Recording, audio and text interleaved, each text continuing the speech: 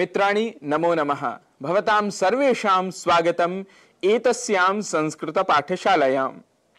भवन्तः जानन्ति एव एतस्मिन् प्रभागे वयं संस्कृतभाषायाः अभ्यासं कुर्मः। मित्रों, आज के इस अंक में हम बंधुवाचक शब्दों को सीखेंगे और साथ साथ उनके वाक्यों की रचना भी करेंगे। पुल्लिंग के सह, एषः और कः इन तीन पदों का प्रयोग करके हम इन वाक्यों को बनाएंगे। उदाहरण के लिए जनकः, हमने अपने पहले के अंकों में सीखा था जनकः का अर्थ होता है पिता। अब हम केवल इन तीन अर्थात सह, एषः और कः इन पदों का प्रयोग करके वाक्य बनाते हैं। इन्हें केवल जनकः के साथ हमें अटैच करना है।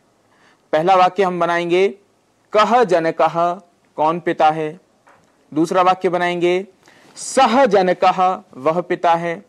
और तीसरा बना लीजिए एषः जनकः, यह पिता है। सपोज यहां पर जो खड़े हैं वह पिता हैं, तो हम वाक्य बनाएंगे एषः जनकः।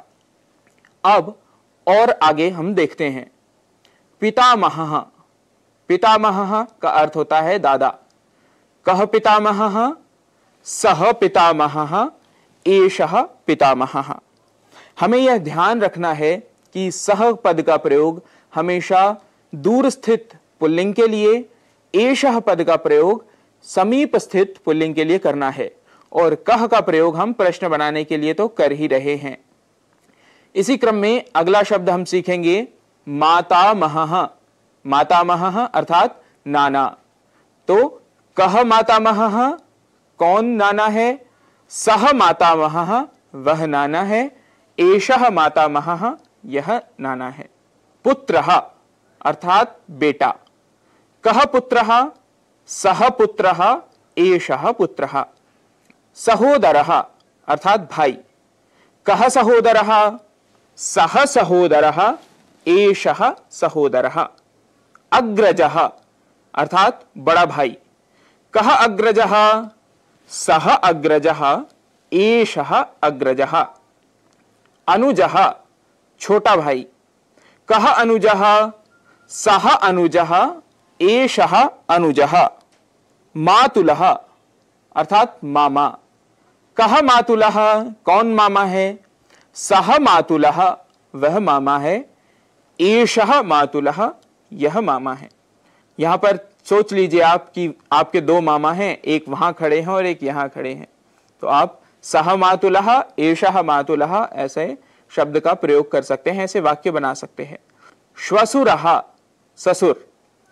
कः श्वशुरः, सह श्वशुरः, एषः श्वशुरः। पौत्रः अर्थात पोता। कः पौत्रः, सह पौत्रः, एषः पौत्रः। जामाता अर्थात दामाद। कः जामाता, सह जामाता, एषः जामाता। स्नेहितः अर्थात मित्र, फ्रेंड। कः स्नेहितः, सह स्नेहितः, एषः स्नेहितः। मित्रों, यदि आपको यह विषय अच्छे से समझ आ गया हो तो आप वह पिता है, यह पुत्र है। सह पिता, एषः पुत्रः। सह मातामहः, एषः पितामहः। इस प्रकार के पदों के युग्म बनाकर वाक्य बना सकते हैं। आप प्रतिदिन ऐसे छोटे छोटे कम से कम 10 वाक्य अवश्य बनाइए। इनके उच्चारण के साथ साथ इन्हें लिखकर भी आप अभ्यास कर सकते हैं। आज के लिए इतना ही। पुनः मिलिष्यामः। नमो नमः।